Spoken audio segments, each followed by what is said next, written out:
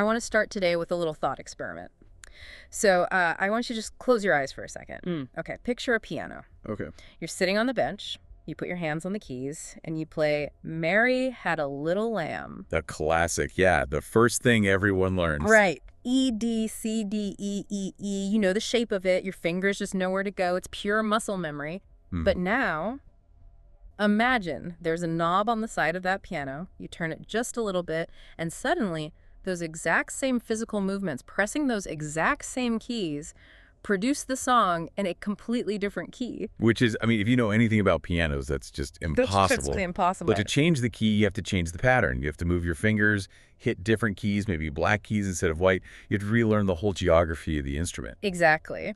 On a normal piano, C major feels different from F sharp major, but in this experiment, the geography doesn't change, just the output. You're sort of liberated from the specific notes. And just like that, you've stepped into the world of relative pitch. Right. It's a world where the note itself matters less than the movement to get there. The interval. Today, we are unpacking a really fascinating piece of technology that makes this whole thought experiment real.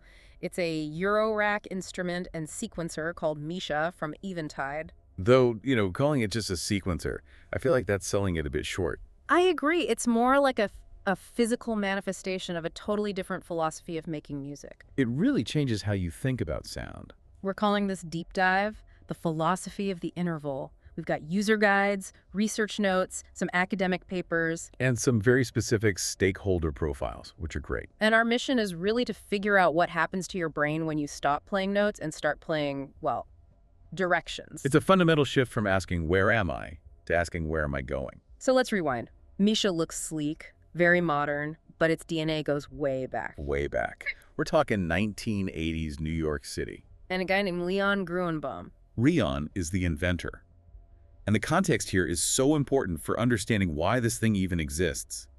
He's a classically trained pianist, plays woodwinds. But he's deep into the New York jazz scene. And not just any jazz.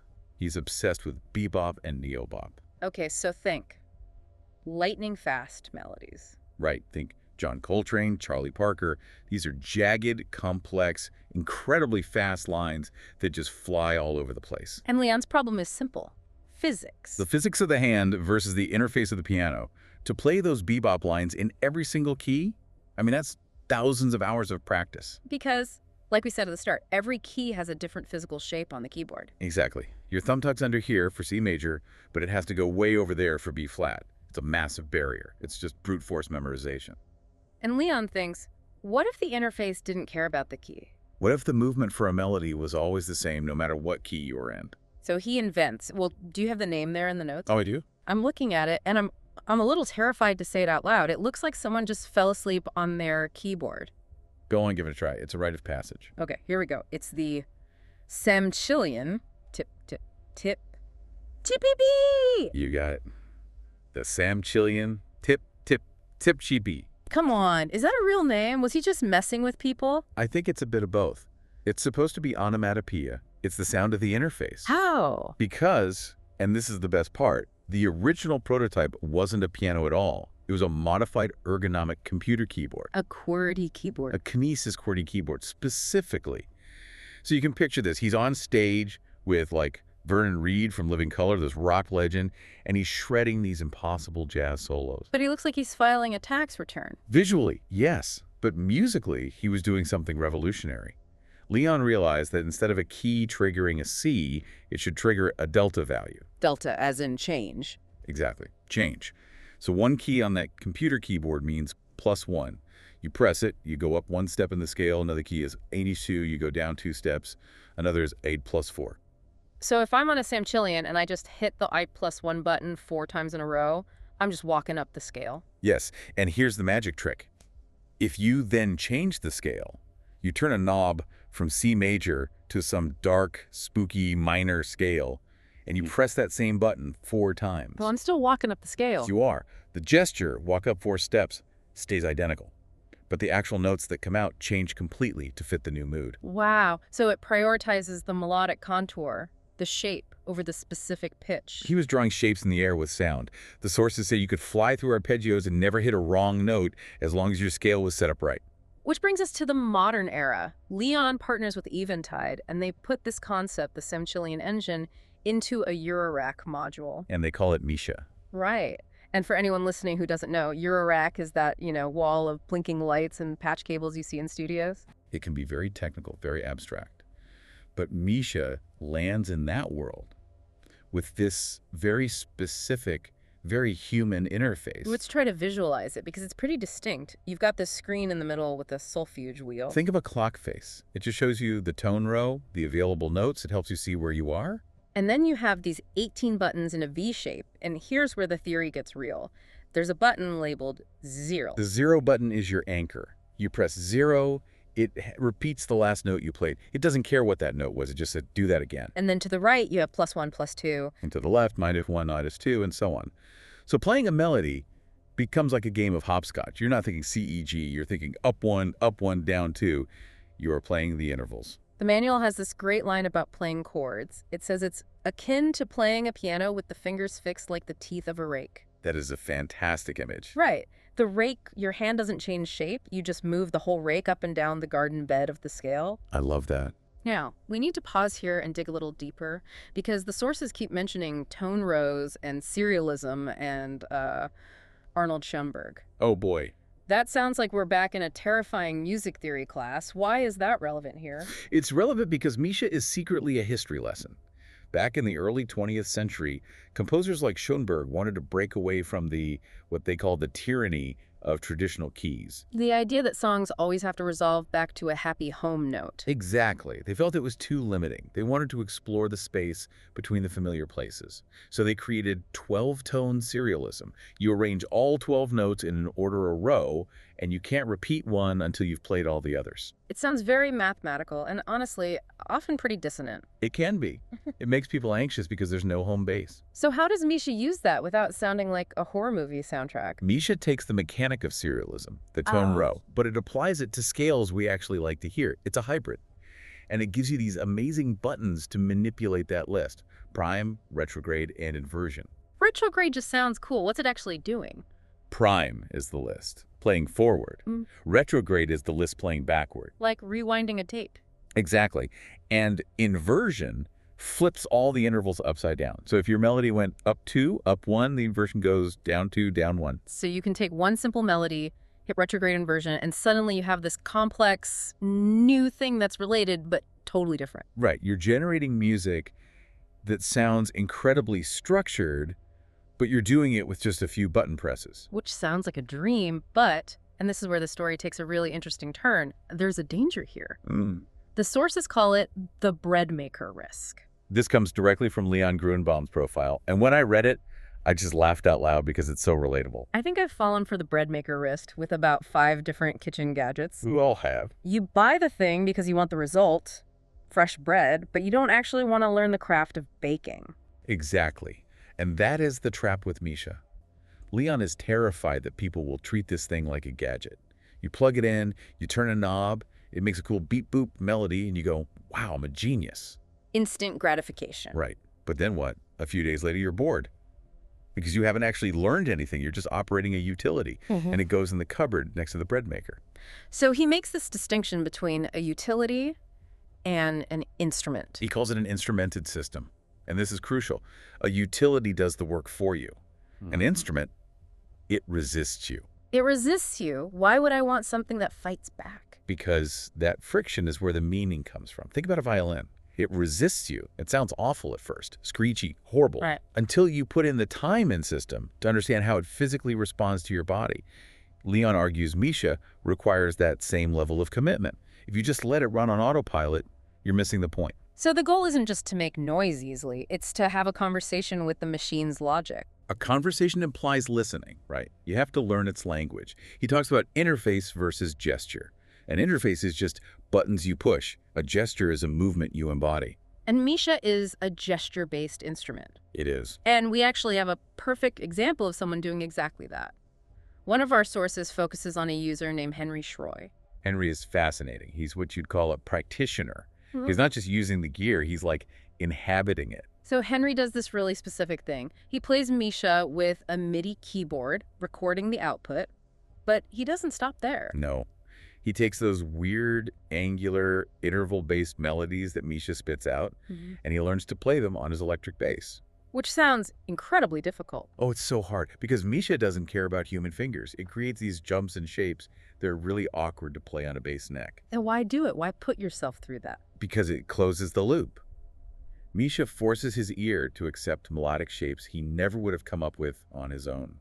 We all have our cliches, right? You pick up a guitar, your hands go the same few chords. That muscle memory again. Exactly. Misha breaks that. It gives Henry this strange alien melody.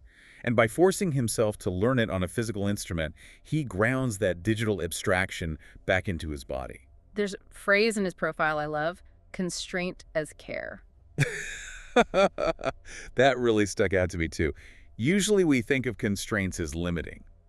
But Henry says that when your creative energy is low, when you're burned out, those strict rules provide a safe structure. You don't have to invent the universe from scratch every time. You just have to navigate the path that Misha gives you. He calls it his Misha-matics practice. Using the math to get past your own creative blocks. Precisely. We also have to mention Steve DeFuria. The sources call him the cartographer. Right. If Leon is the visionary inventor, Steve is the guy who drew the maps, so the rest of us wouldn't get lost. What does that mean, he drew the maps? He ensured the system was complete. He mapped out all the edge cases, hundreds of scales, including microtonal scales, weird stuff like AMES scales. Because for an instrument to be trustworthy, it can't just be a toy. It has to handle the weird stuff without crashing. He showed that it's not just a random melody generator. Right. In his NAM 2022 demo, he showed its a way to re-encode physical gestures. You can take a simple gesture, running your fingers up the keys, but Misha can turn that one gesture into 1,000 different musical outcomes. Okay, let's zoom out. We've got the solo player, the practitioner, but there's an even bigger concept in these notes, the Misha orchestra. This is a wild idea. Imagine an entire ensemble where everyone is playing a Misha. So not like a symphony where my sheet music says play a C sharp right now? No, Yeah. because Misha is relative. My +1 might be a totally different note from your +1, depending on where we each started. So it would just be chaos. Not chaos. Yeah. Complexity. The comparison the sources make is to a gamelan. The Indonesian percussion ensembles. Right. In a gamelan, it's about a shared harmonic field and coherent collective motion. It's not about everyone playing the same notes. It's about the density and the movement of the sound as a whole. So in a Misha orchestra, you're relying entirely on listening. If I hear the group rising in pitch, maybe I start going down to create some balance. It becomes a collective organism, like a flock of birds turning in the sky. No single bird plans the turn, but they all move relative to their neighbors. This brings up a really important question, especially right now. We're talking about algorithms and generative music. I can type, write me a sad jazz song into an AI, and it spits something out. Isn't Misha just an early version of that? It's a fair question, and a lot of people make that jump. Yeah.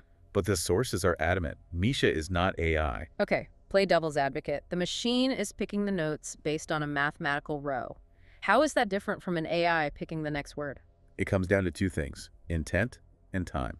With a generative AI, you give it a prompt, it renders a finished product, it makes all the decisions. You're the client, the AI is the contractor. You're right. With Misha, the machine never makes a decision about time. It has no internal clock unless you give it one. It just sits there and waits. It creates a map of possible notes, sure, but you have to drive the car. So if I stop playing? The music stops. Instantly. That's the difference.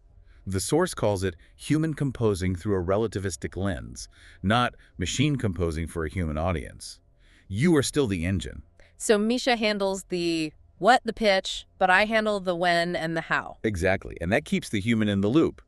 The AI approach says, I'll do the work for you. Misha says, I'll make the work weird and different, but maybe rewarding if you stick with it. It goes right back to that bread maker risk. AI is the ultimate bread maker. It makes the loaf for you perfectly every time, and you learn nothing.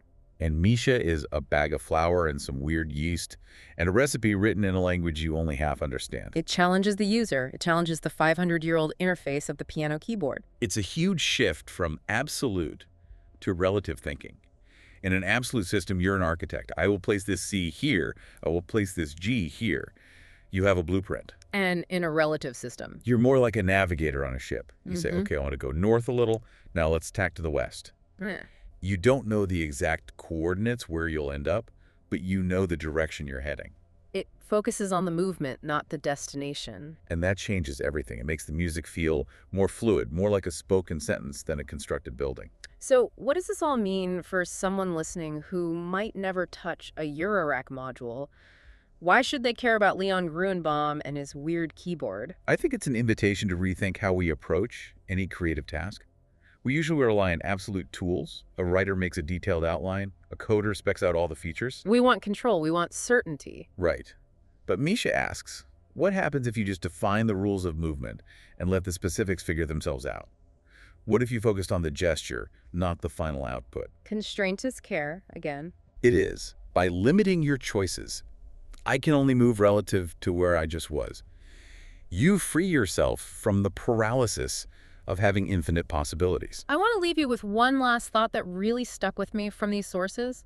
We usually think of our tools as obedient servants. You hit a key, it obeys. It gives you exactly what you asked for. But Misha is described as an instrumented system that pushes back. It suggests things you wouldn't have thought of. It's almost argumentative. It's a dialogue. You suggest a direction, Misha interprets it. And sometimes that interpretation, that misunderstanding, sounds way better than your original idea. So here's the question for you to chew on. If you changed your creative process, writing, coding, cooking, whatever, to focus on movement and direction instead of a specific destination, Right. what kind of ideas would you discover? Are you playing the instrument, or is the logic of the instrument playing you?